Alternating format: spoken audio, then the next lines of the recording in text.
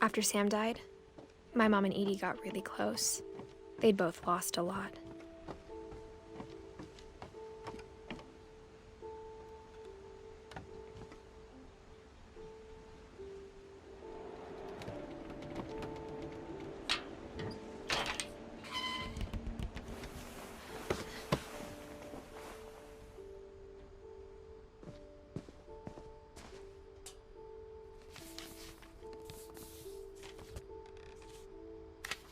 Dear Kay, do you remember the way Gregory used to laugh when he thought he was alone? Like something funny was happening, but only he could see it.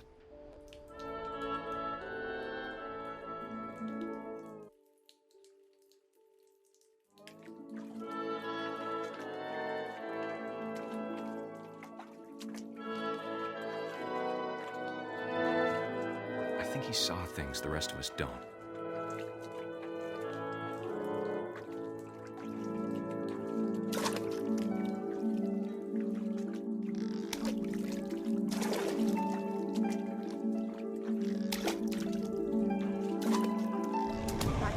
Gregory, it's time to... Hold on, sweetie.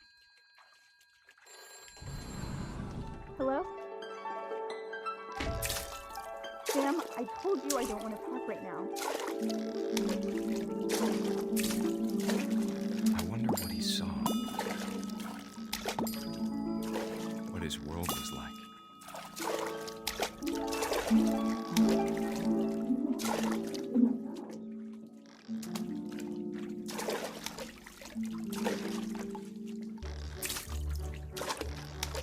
He reminded me so much of Captain. Lost in his imagination. Whatever it was, he saw.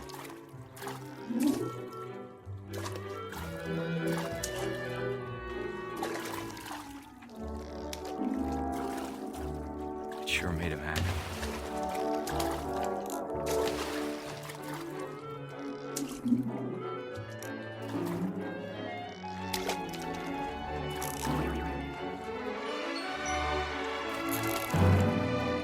I know how silly it sounds.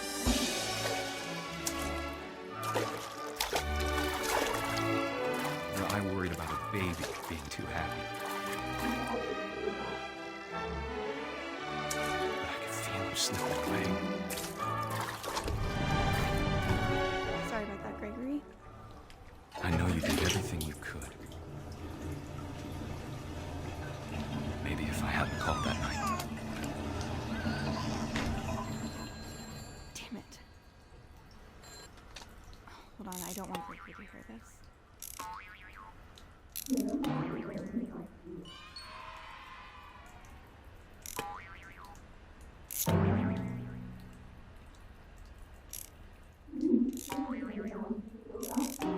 I wish he could have told us about the world he saw.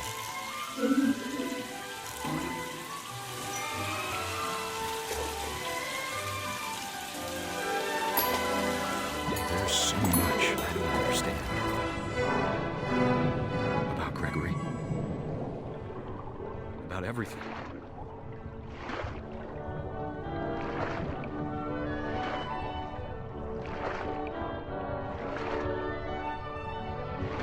But I know what happened wasn't your fault.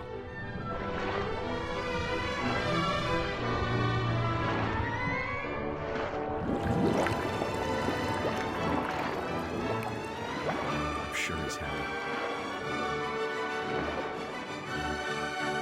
And he'd want you to be happy too. Good luck, Kay.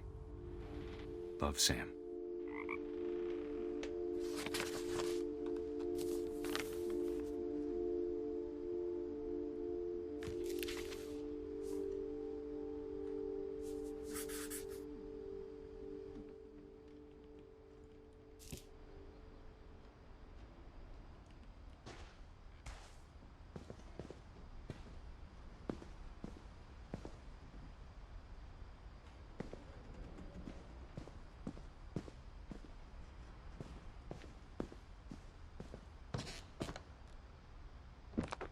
My mom moved up to the loft after her brothers died.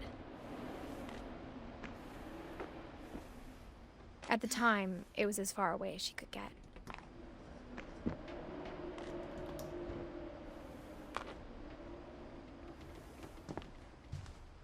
I can't imagine what it was like for her to lose 2 sons after she'd already lost 2 brothers. She spent a summer building houses in Calcutta, where she met my dad, Sanjay.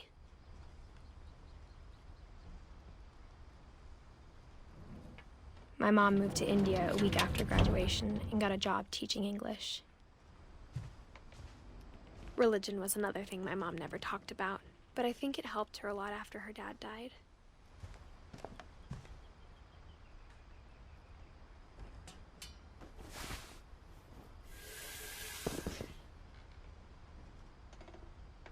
I can't imagine my mom ever writing poetry, and yet... A poem for Gus, who always said the wedding was a bad idea.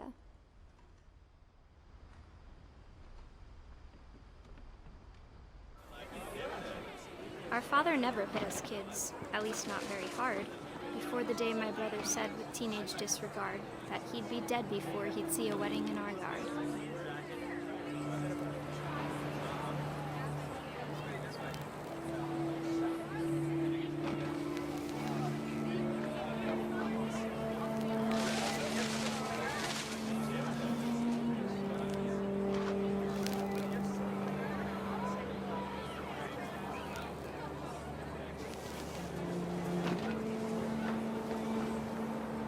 Father made him come, of course, but Gus stood far apart, just flew his kite and bottled up the storm inside his heart.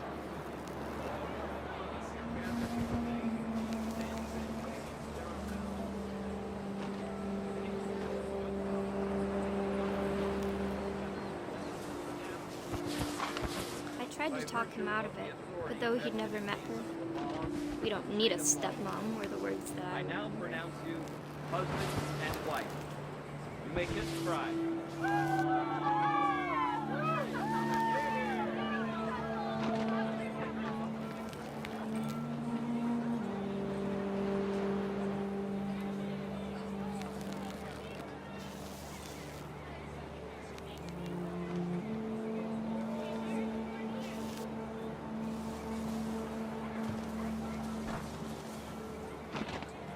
When the time for photos came, Dad ordered him to come here.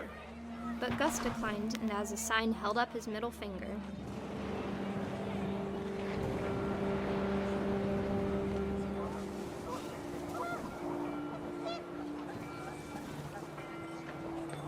The wind picked up, and panicked geese appeared and quickly went. But all the humans did that day was go inside the tent.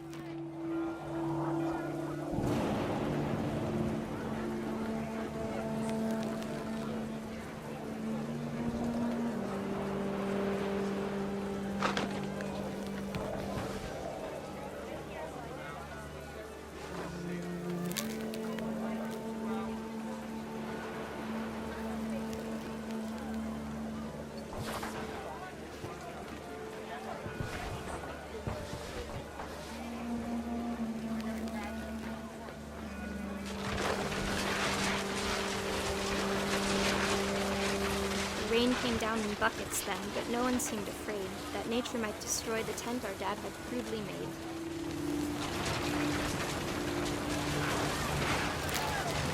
The thunder sounded much too close and full of angry power, but all my father said to this was, "Make the music louder."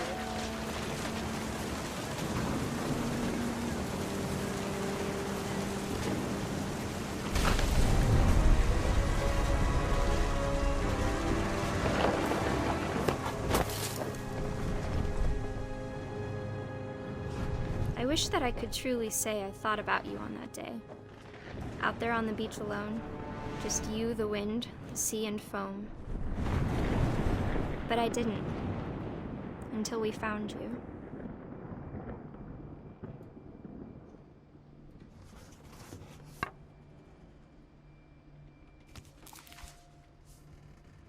She never talked about him, but Mom told me once if I was a boy, they were going to name me Gus.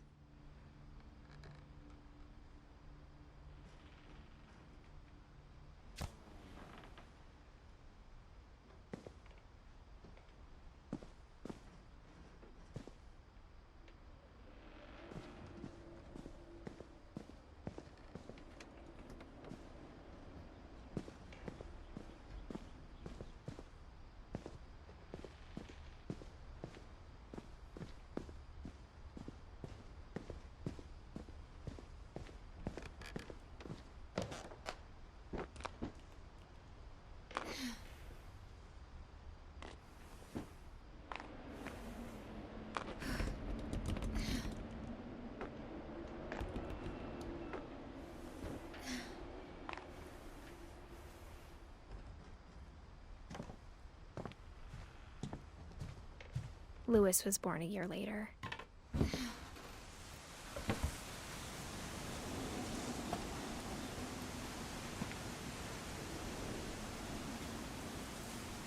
When my dad died, I don't think Mom knew where else to go. I'm sure Edie was happy to have her back. And to see kids in the house again.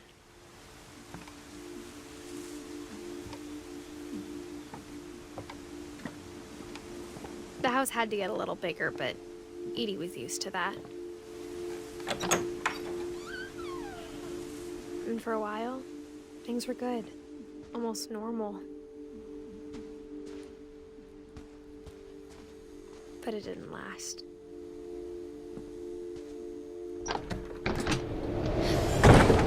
The beginning of the end was Milton's 10th birthday, when Edie gave him a castle.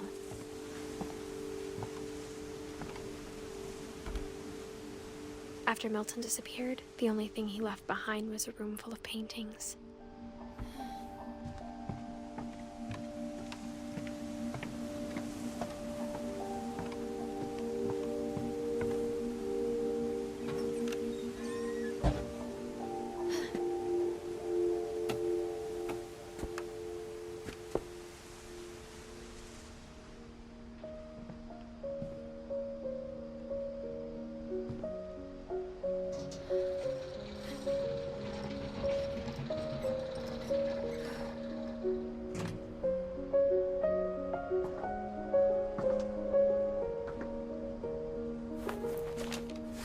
Milton Finch in The Magic Paintbrush.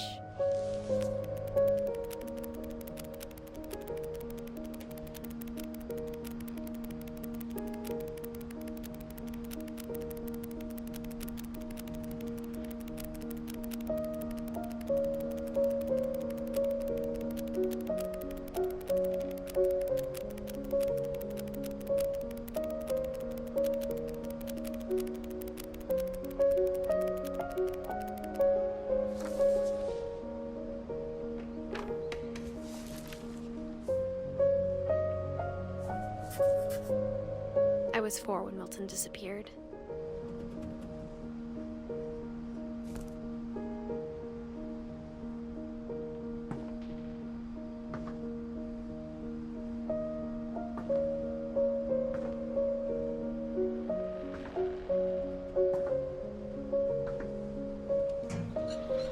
Mom spent months searching for my brother. Then she sealed the doors.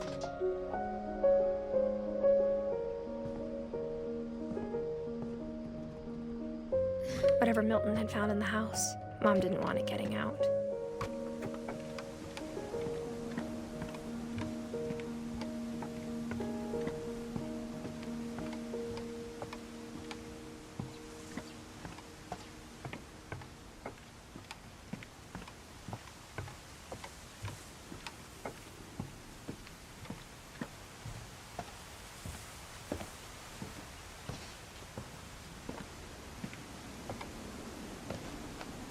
Mom definitely blamed Edie, but I think Lewis blamed himself. After he graduated, he just spent more and more time in his room, until Mom got him a job at the cannery. Everyone always told me to stay out of Lewis's room, except Lewis.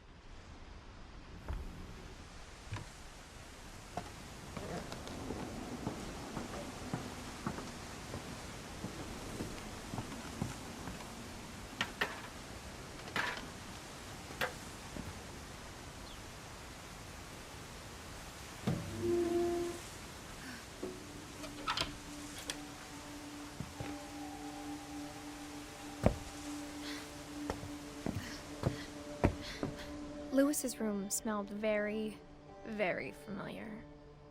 That part of him lived on.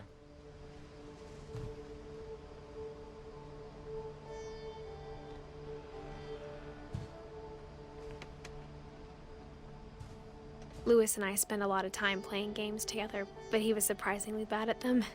He died a lot.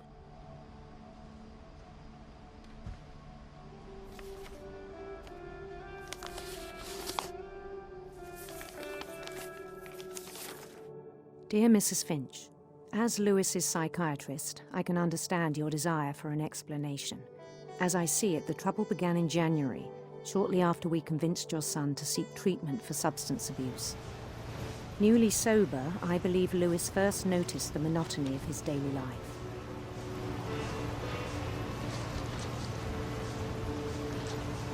He kept working at the cannery, but he withdrew part of himself.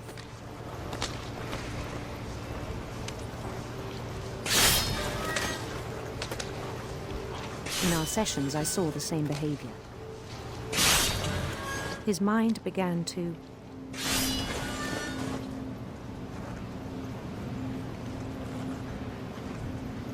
wander. I asked him to describe it. He said he started small, imagining a labyrinth. He'd feel his way about. Then something moved. Bats. And toads.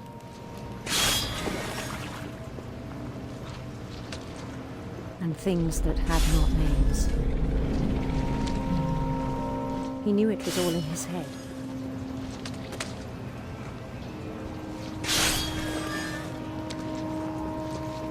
But he took it very seriously. I had hoped he'd find himself.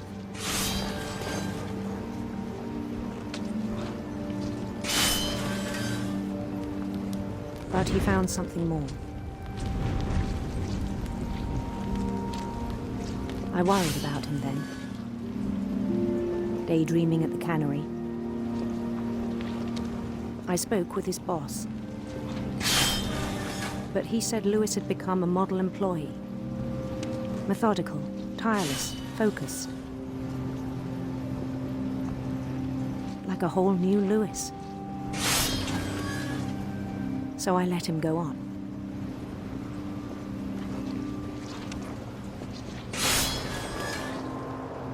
I even encouraged him. It seemed very promising at first. He told me he'd made a new friend.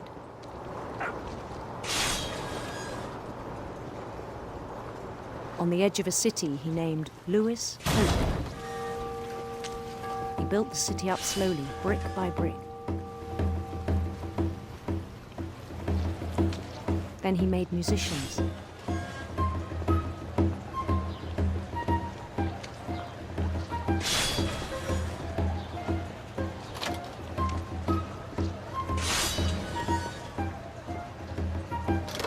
And songs for them to play.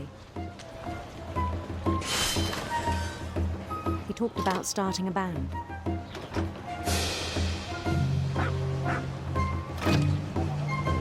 And he was always humming something.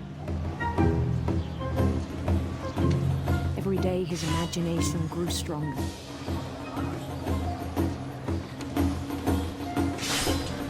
He no longer spoke at the cannery. But his chopping was as reliable as ever. Then one day it struck him that all the cheering crowds, even the stones under his feet, were all in his imagination, so he could do whatever he wished.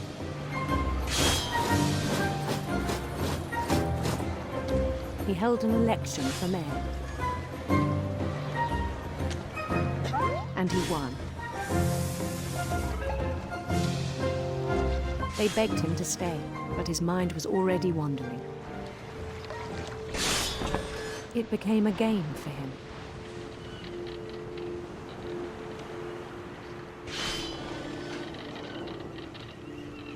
He'd conquer a city, then immediately push on. New Louisville.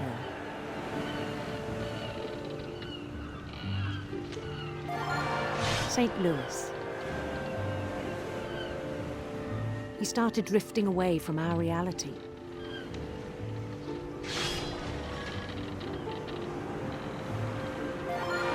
Minneapolis, until one day he forgot to go home from the cannery. Even as his mother pleaded with him, heart of Lewis kept sailing on.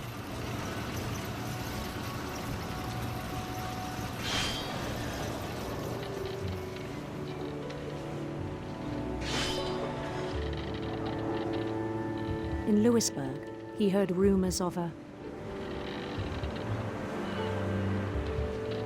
handsome queen.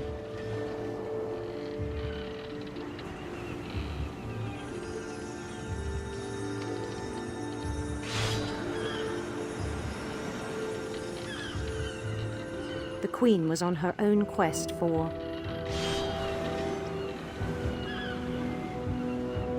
radiant rainbows.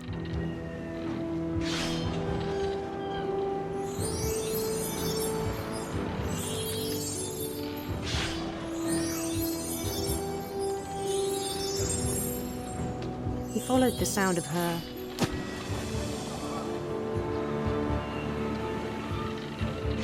silver harp.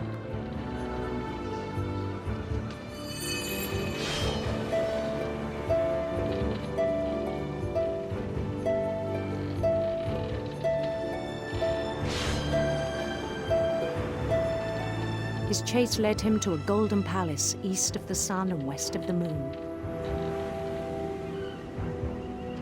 Even then, his logic remained sound.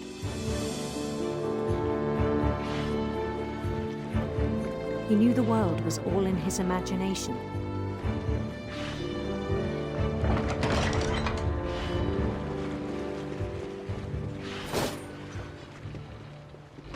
But he was so proud of having created it. In his own eyes, he'd become something greater than a king.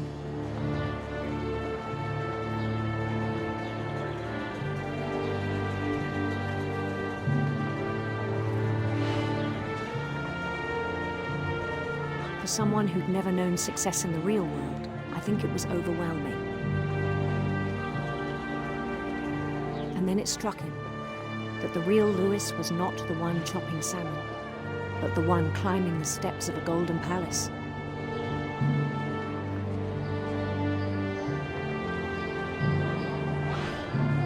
My imagination is as real as my body, he told me.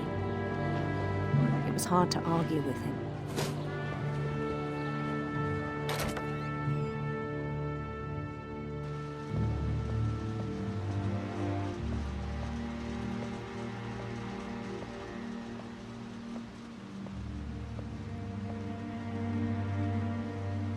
He began to forget the world we know.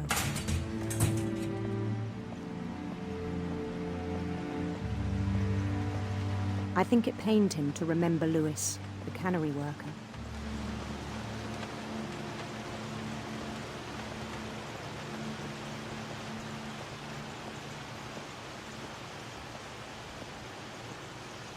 He began to despise the man with a royal contempt.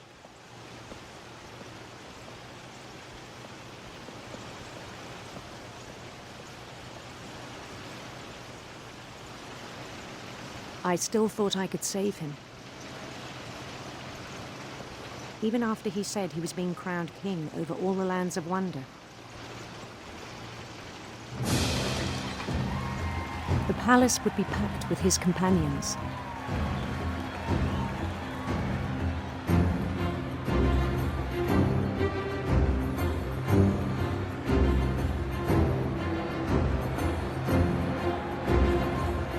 Including the wise Calico who'd insisted on inviting him.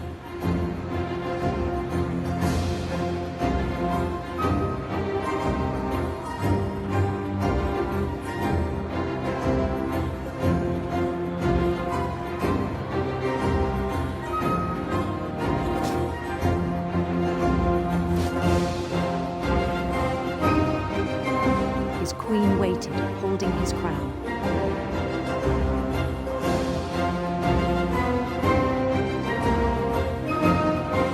There was only one thing left to do.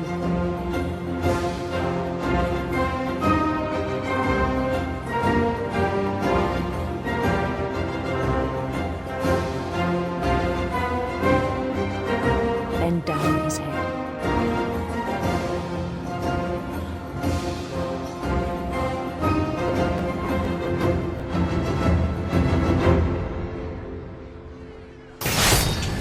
rest I think you know.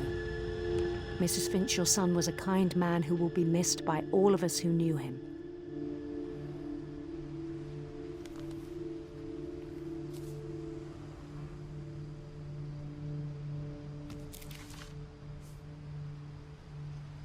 My brother was really cool.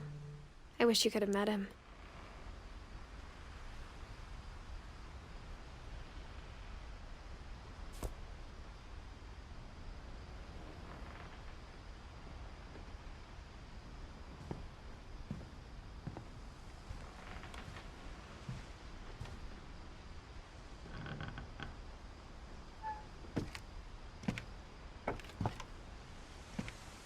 On the way back from Lewis's funeral, my mom told me to start packing. She waited until the day before we left to tell Edie. I'm not sure if she wanted to make it easier or harder.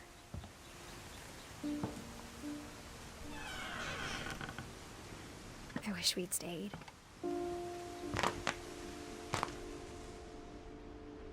But I understand why we left.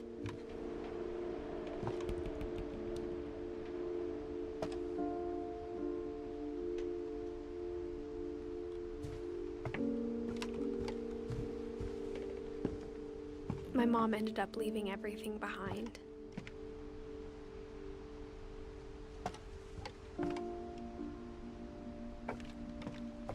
What happened that night had been coming for a long time. Maybe it should have come sooner.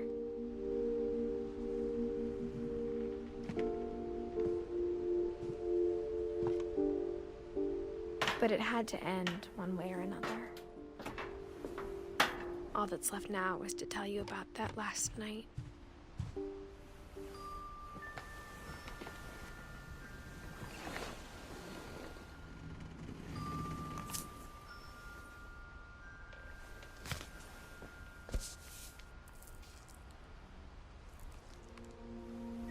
That whole last day, Edie just watched us pack and didn't say a word. Until supper, when she raised her glass and said, "To our final night together, and all our final nights apart." Grandma, you know what I said about alcohol. Some of your medications are very Edith, specific. I left a present for you in the hallway. Why don't you go open it? The grown-ups have to argue now. I'm sorry, you're right. We're all leaving tomorrow. Let's just enjoy our last... I'm not leaving. Edith, you're excused.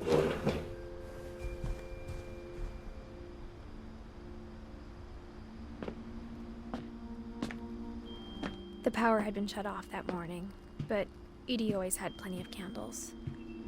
When my mom sealed the library, I don't think she knew about the other entrance, or that Edie had a key to it.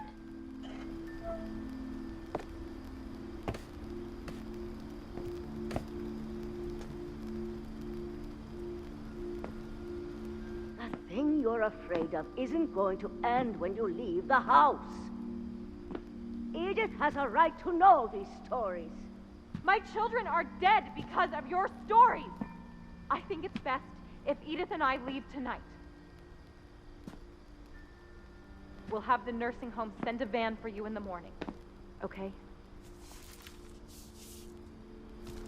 Dear Edith, there's so many stories I wish I could tell you, but there's only time for one. This is about what happened on the night you were born. That night, the tide went way, way out. It was the first and last time I ever saw the old house aground. There'd been an earthquake out in the middle of the ocean. They called it the lowest tide in 1,000 years. God, it smelled awful. You know, I've seen that house every day of my life.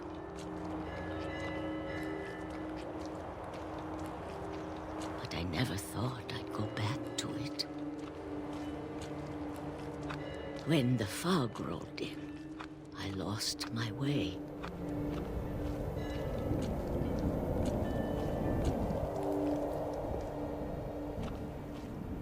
I got turned around.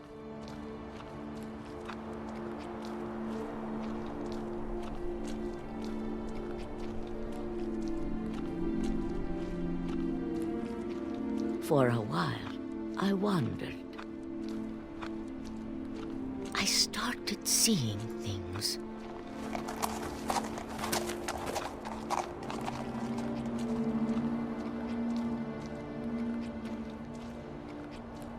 Things I'd forgotten had ever existed.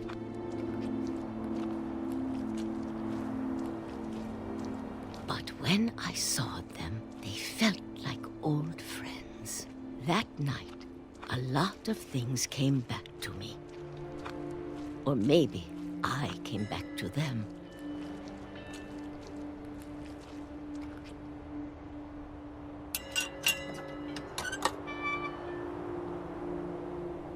Things I can't explain, but that I need you to try and... Edith, what are you doing in here? It's mine. Edith! Mom, you're gonna rip it! Let go! I kicked and screamed, but Mom dragged me to the car.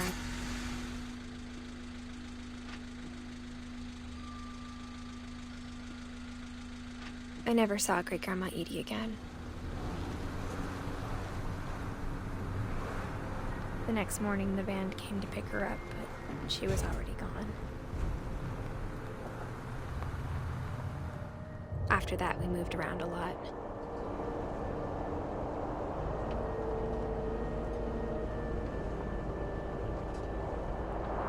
We both tried to make the best of it.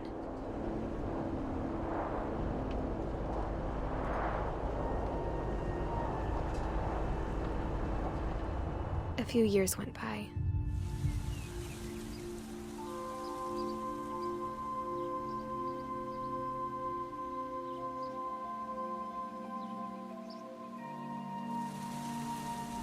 My mom didn't like to talk about it.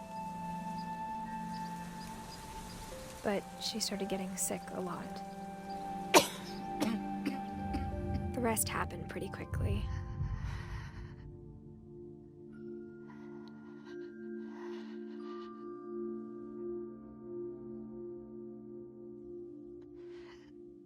She got better for a while,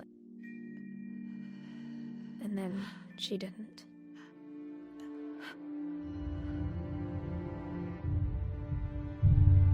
And then I was alone.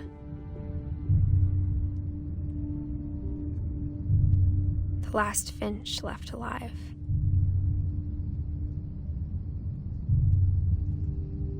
Until I found out about you. I'm still not sure what to tell you about all this. If we lived forever, maybe we'd have time to understand things.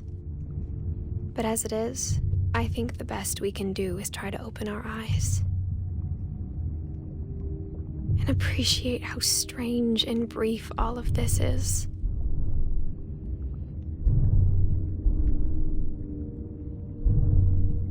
This journal was supposed to be for you.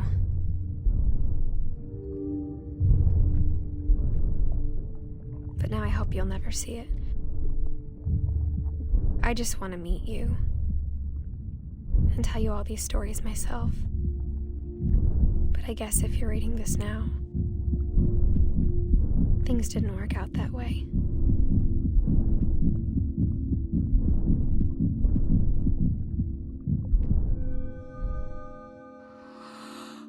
This is where your story begins. I'm sorry I won't be there to see it.